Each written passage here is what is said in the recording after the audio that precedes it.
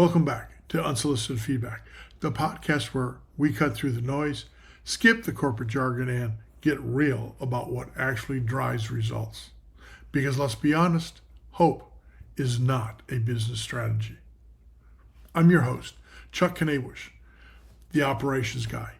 After 40 plus years across the military, corporate America, and now entrepreneurship, I've seen what works, what breaks, and why leadership, planning, and execution are the great separators between average and exceptional results. As you're catching the replay, send your thoughts or challenges directly to me at chuck@1310.com. Hey, your time matters, so let's jump straight into today's topic. Why so many businesses feel exhausted even when they're winning. Or what baseball reveals about focus, operational clarity, and why most organizations are trying to play offense and defense at the same time. I was sitting at a high school baseball game the other night watching one of my grandsons play. And as I sat there watching the game unfold, something hit me. No, it wasn't a ball. Baseball is incredibly structured. Not rigid, but structured. At any given moment, the team is focused on just one thing: offense or defense. That's it. The objective is clear. The roles are clear. The transition is obvious.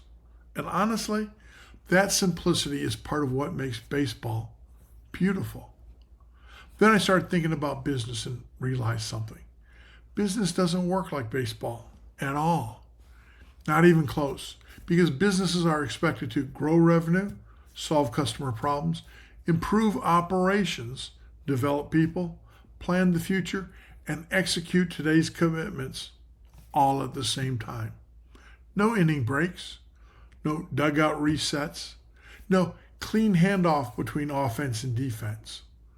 And that's why so many organizations feel exhausted, even when they're technically succeeding. Because most businesses are trying to play offense and defense simultaneously without designing a system capable of handling that complexity. And that's what we're talking about today. Here's the biggest problem. The biggest problem in many organizations is simply this: everything feels important all the time. And when everything matters, nothing gets executed particularly well. You see it constantly.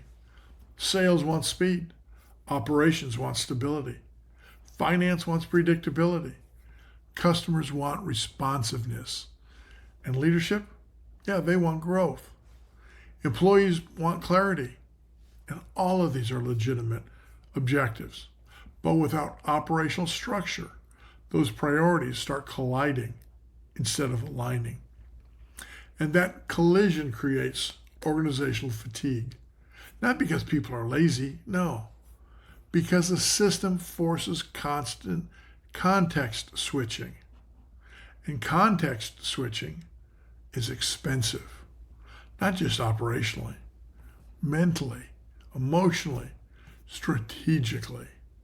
That's why organizations can look productive while internally feeling chaotic. People stay busy, meetings stay full, messages never stop.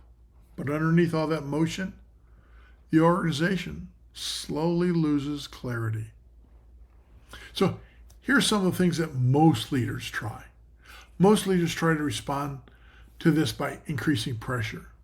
They push urgency, demand more communication, add more meetings, install more dashboards, or reorganize responsibilities.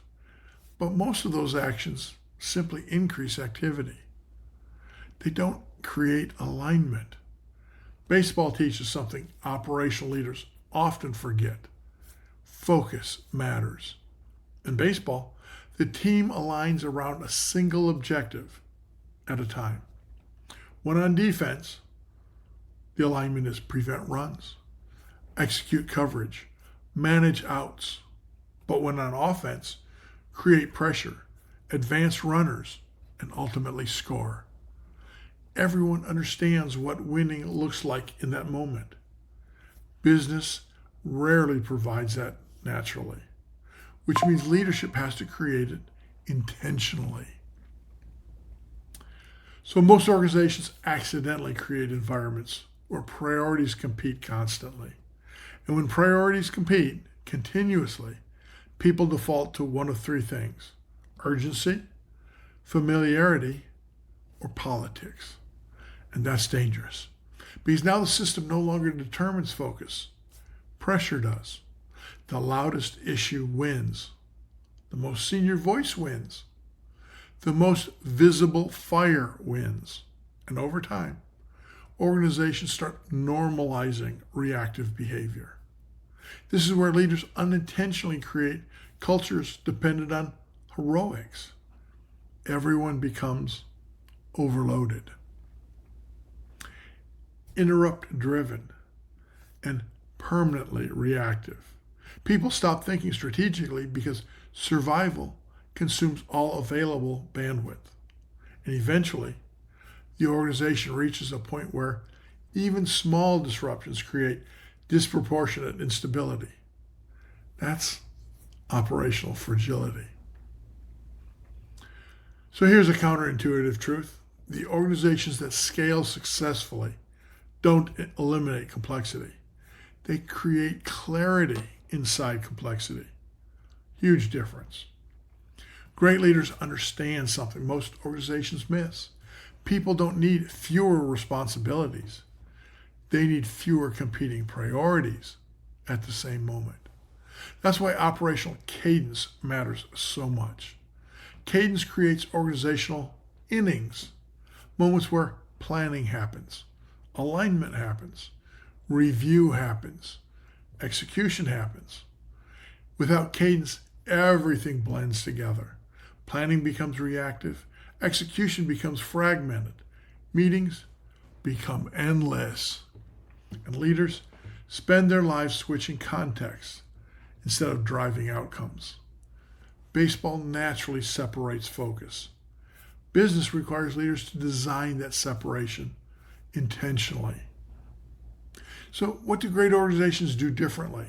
Well, the best organizations I've worked with eventually stop relying on intensity and start building operational rhythm.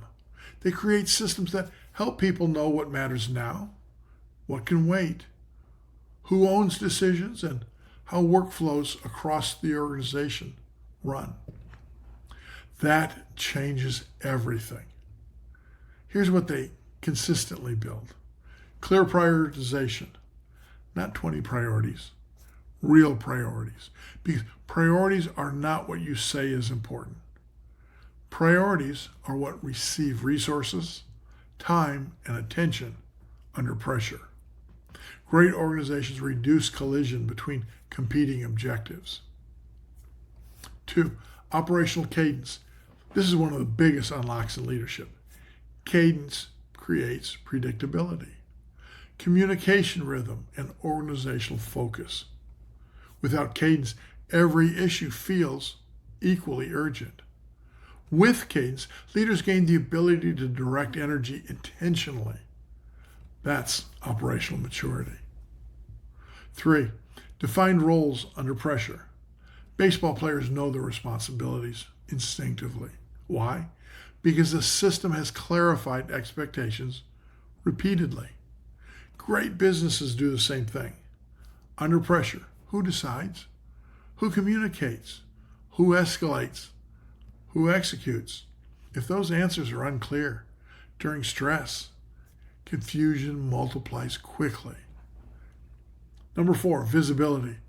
Organizations cannot align around invisible reality. This is where many dashboards fail.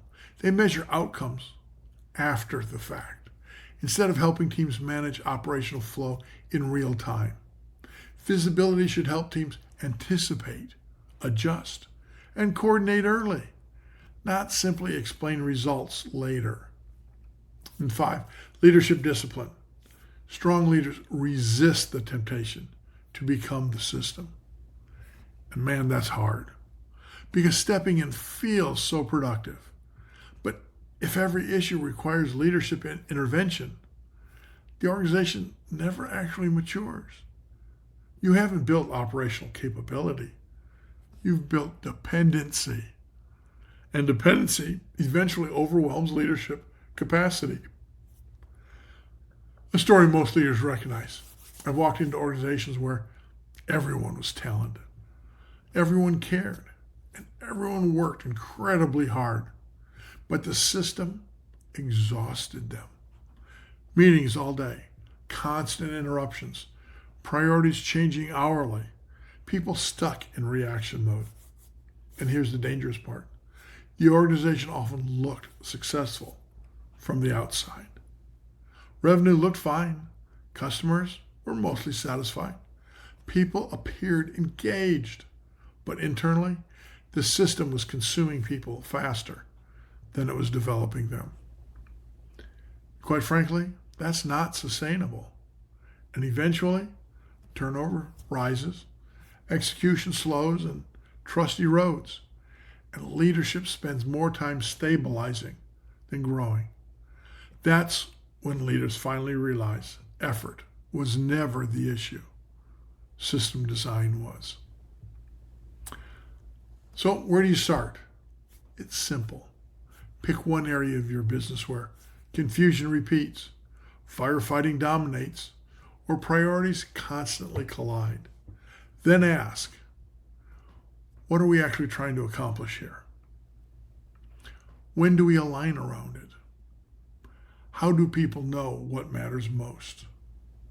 What cadence exists? What standards reduce confusion? You don't need more complexity. Most organizations already have way too much. You need clarity. And clarity is a leadership responsibility. So baseball works because the game naturally creates focus. Unfortunately, business doesn't. That's why leadership matters so much, because leaders must create the structure that allows organizations to execute clearly inside constant complexity. The goal is not to eliminate pressure. The goal is to prevent pressure from destroying alignment. Because eventually, every organization gets busy. Not every organization stays coordinated. And coordinated organizations outperform heroic organizations almost every time over the long run. Decide what kind of leader you're going to be. The one who constantly reacts to the game, or the one who designs a system capable of sustaining focus under pressure. Build the cadence, build the standards, build the clarity. Then let your team execute. And that's a wrap for today's episode of Unsolicited Feedback. Thanks for joining me. But don't just nod along. Apply something from today's conversation, because results don't show up just from listening. They show up because you did something.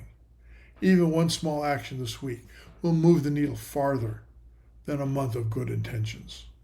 If you want to go deeper, scan the QR code or schedule a 30-minute strategy chat. I'd love to hear how you're using planning, leadership, and execution to make sure hope never becomes your business strategy. Drop a comment and like the episode. I'm Chuck Knabusch. Until next time, stay focused, stay disciplined, and don't you dare rely on hope.